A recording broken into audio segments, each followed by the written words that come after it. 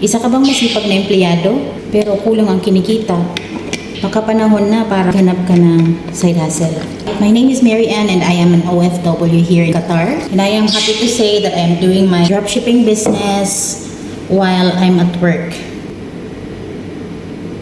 Alam niyo ba na sa halagang 17,888, magkakaroon na kayo ng sarili niyong website kung saan kayo pwede magpa-order ng mga products at si company na ang bahalang mag-pack at mag-deliver ng mga orders niya yan. O diba, napakabongga? Kasi hindi mo na kailangan gumastos ng daan-daang libo para lang magkaroon ng sariling website. Magkakaroon tayo ng trainings every now and then para matutunan at ma-master mo yung dropshipping business natin. Kung noon, nasa Pinas pa tayo, excited tayong mag-abroad. Ngayon, nandito tayo sa abroad, gusto naman nating umuwi sa Pinas. Kailan kaya tayo mag-for good?